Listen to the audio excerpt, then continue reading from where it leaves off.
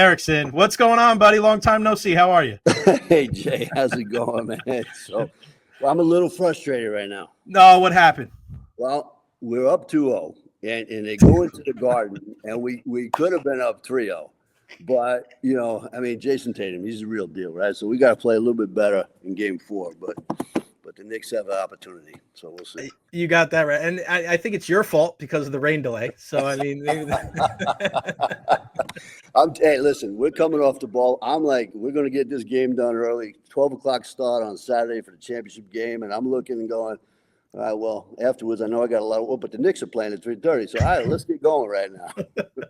That's how sports are, man. People don't realize. Ken, I'm sure you're the same way. When people are like, I'm not into sports, I'm like, oh, man, I'm sorry for you. Like, it's just a different, our days are different. When we go to the supermarket's different. Like, it's a different ball game. Yeah. What was going through your head, Ken? You're coming back, you're storming back. It's 4-0. You're chipping away. And then the heavens open up and the umpire's like, nah, we got to call this right now. Was there any semblance? Was there any feeling like, oh my gosh? Or was it, hey, let's just get back out there. We're going to complete this comeback. Well, it was very fortunate for us because the count was 3 balls and 2 strikes on the batter. We had 1 out. Camilo Ortiz is at the plate, 3 balls and 2 strikes. And the pitcher was really moving the ball around really quick. So, you want to call a timeout, offensive timeout, and tell a young lady, look, she don't want to put you on, because all of a sudden you're going to walk the runner into scoring position. So she's going to be coming after you. So now their catcher calls timeout. And I'm like, well, okay, well, there's a little bit of a break just to think about what's going on. And then the umpire comes out and goes, we got lightning.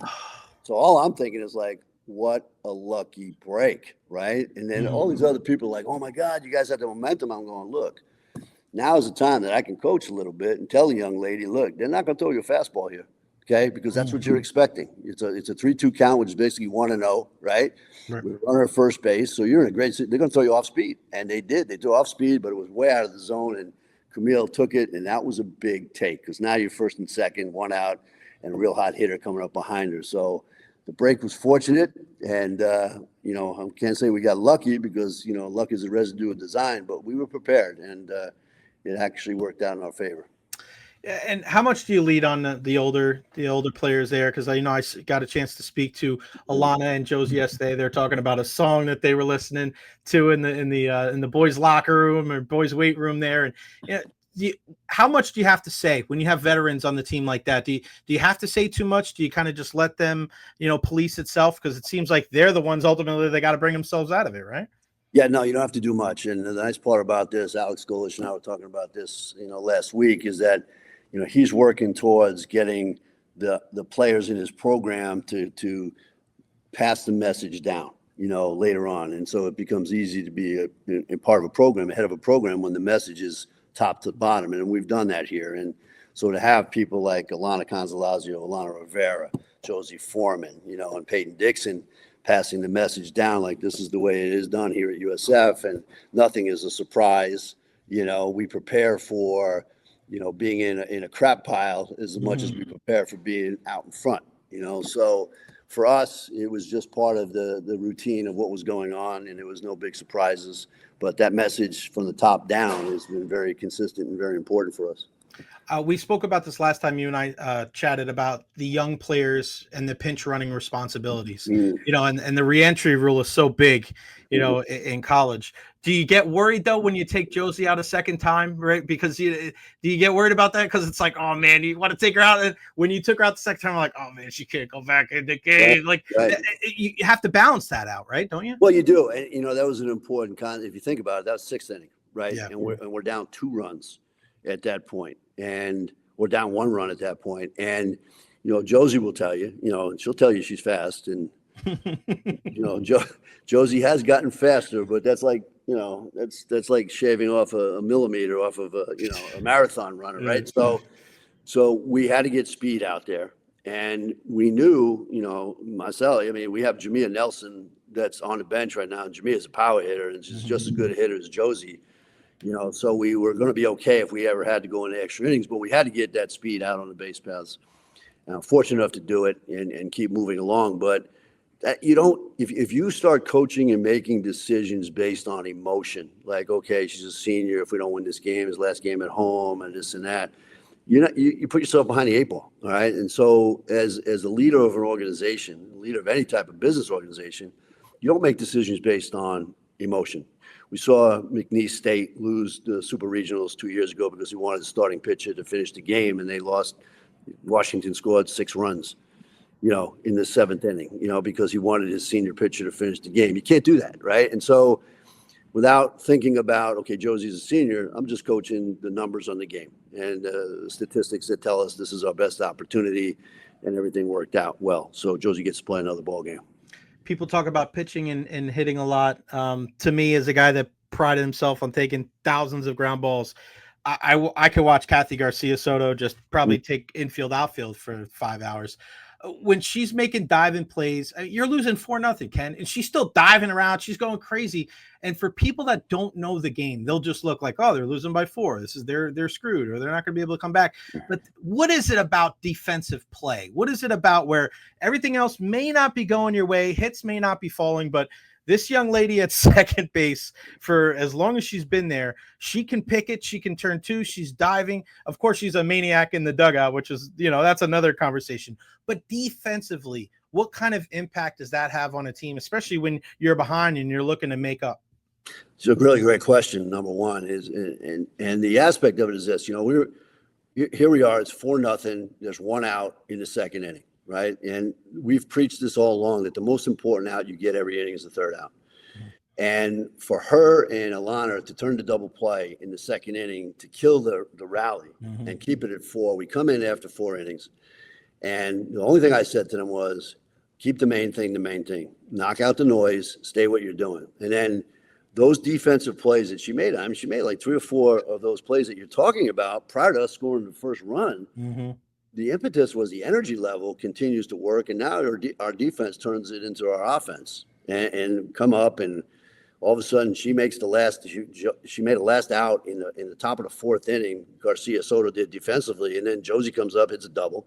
Rivera comes up, hits a double, right? And then we score the run on a sac fly by Pierce, and now it's 4-2. And all of a sudden you're within get them on and get 1 out, and it's a tie ball game. So. No, if we're within 4, we're in striking distance. We were up at Wichita State, and we were down 5 runs going into the bottom of the 6th inning. And Garcia-Soto makes 2 great plays in that inning, gives us a shot in the top of the 7th, and we get the first 2 guys are out. So here I am going, all right, the flight out of Wichita Airport. We scored 5 runs, and Brooks hits a 3-run home run to tie the game up. And then, we end up going to the airport without a loss. And so that defense for us has been stellar all year. Our pitchers are throwing into that defense. We broke the record for double plays in the season for USF. And, I just watch her out on the field. It's like watching Baryshnikov in ballet. She's just so smooth and makes it look effortless. Yeah, you mentioned the Wichita State. I watched that entire game from my house, and I was yelling and hooting and hollering. I stayed to the end, brother. I don't know what it was. I just kept the game on. It was on. I was doing other things, and you kept coming back. I go, these girls are going to come back, aren't they? And even just coming away with the tie, it's like, all right, whatever. But we mentioned transition. We just mentioned basketball. Baseball and softball, it's so hard because there's, offense, defense, but there really is a transition from defense to offense where how many times do you see the player that makes a great defensive play for the 3rd out come up, lead off the inning, even if it's just a walk, and then the transition comes. What's the mindset for the team now? I mean, obviously you have the emotional high. Last night was so great. So happy to be able to be there, but what's the next 48, 72 hours looking like for the team? Business as usual? Does anything change knowing that the stakes are higher?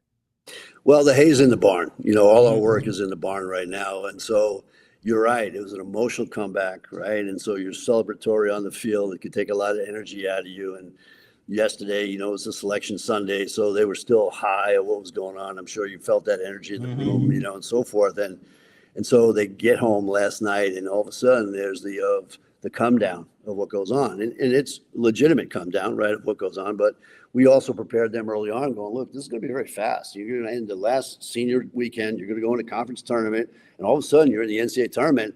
And so get chilled out because I got you.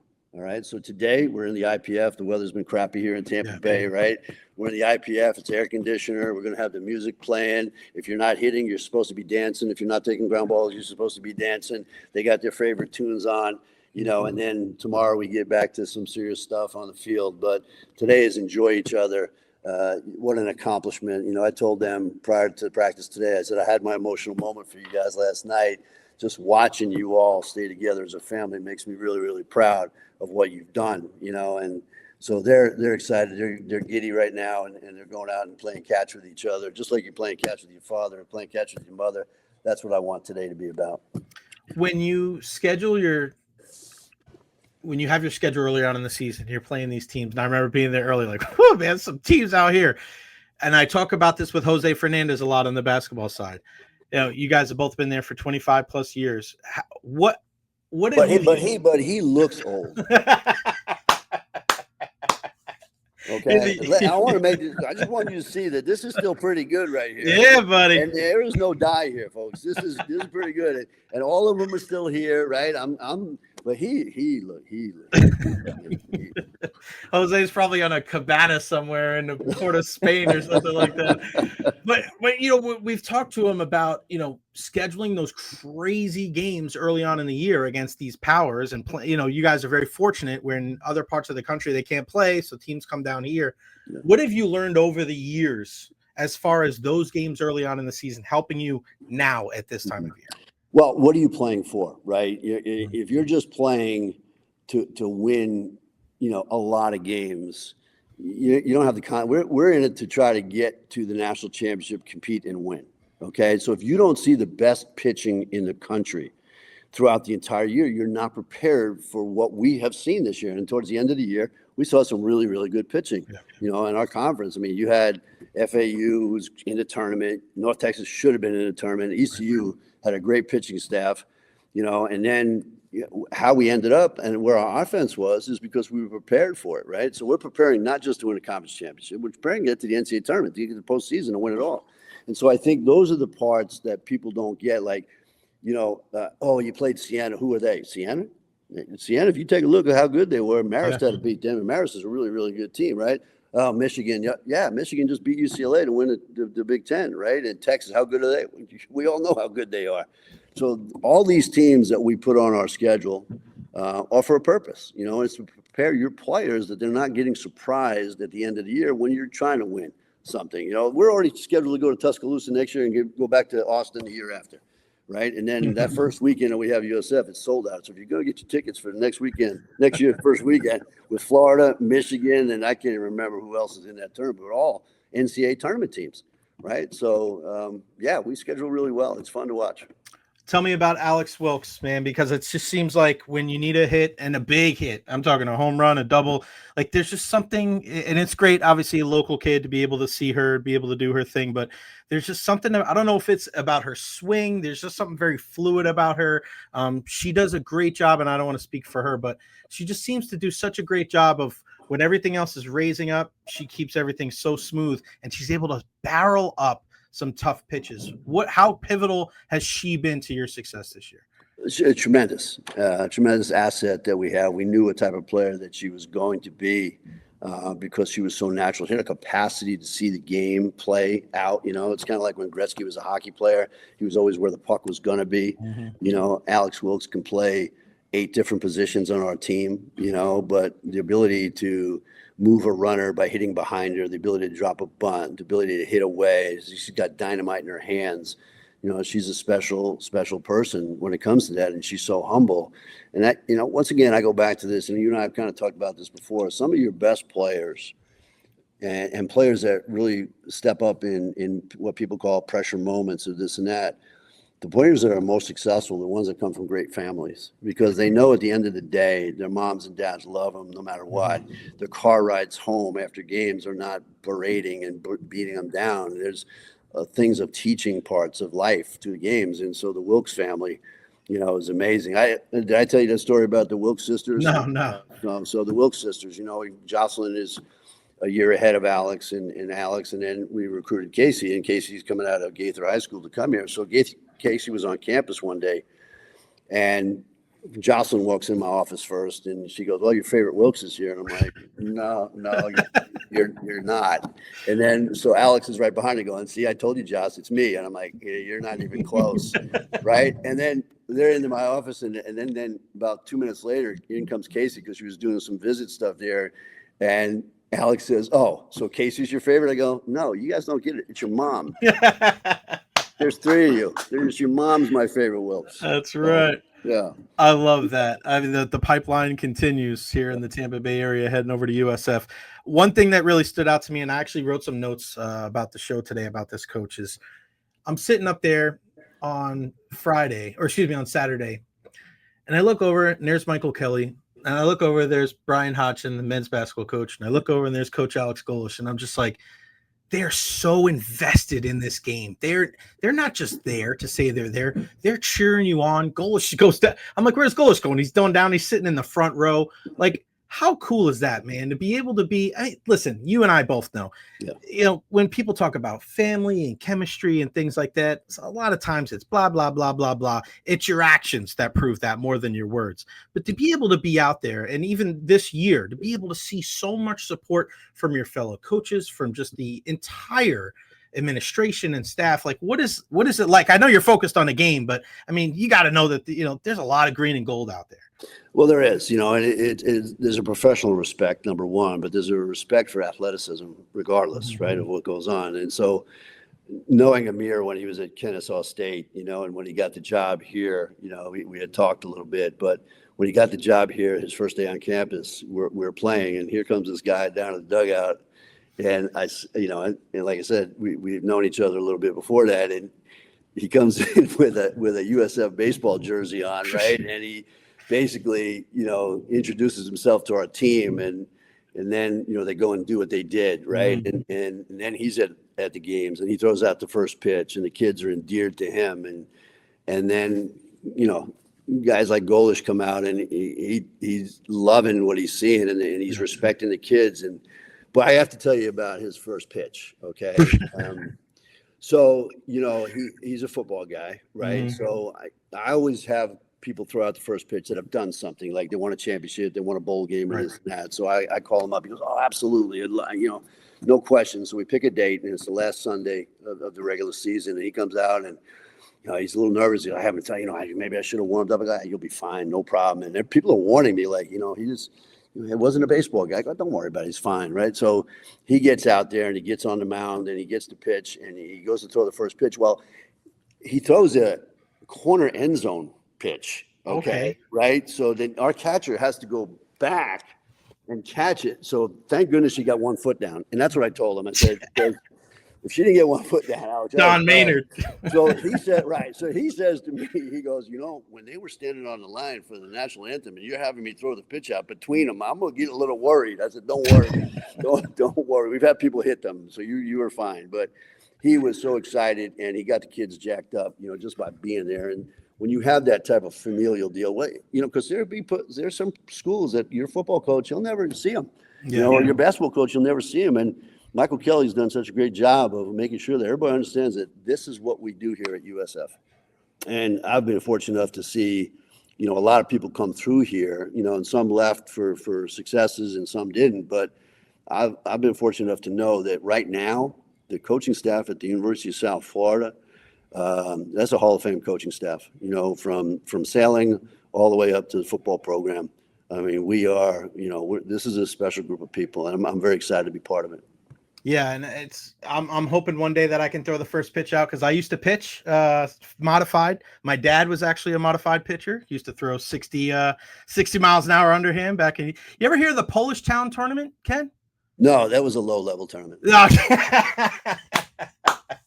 So the Polish Town Tournament was men's fast pitch. It used to be out in Riverhead on Long Island. Oh, yeah, and absolutely. They used to have a bunch of tournaments. I remember my dad pitched 11 games in one day. Yeah. And then 7th inning of the final game on that Saturday, went to go ground ball back to him, and he goes to throw it overhand. He couldn't throw because he pitched 11 games. Right. Just a great. Yeah, there was a couple of good teams out there early on in the 60s and 70s. A team called Grumman that was out. Yeah. Grumman, Calverton area, right? Yep. Grumman used to sponsor the Little League tournament that when I was growing up, and of course my grandfather used to coach the Wonder Bread team in Westchester, and I grew up on Eddie Feiner and the King in his court and all that stuff and all those stories. But that's right.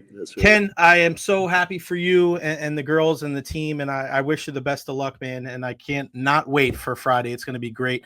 Continued success. Thank you so much for your time, my friend, and we'll do this again soon. Absolutely. And about that first pitch, Jay, don't call me. I'll call you. You got it, buddy. Go Knicks. Thanks. Absolutely. All right, pal.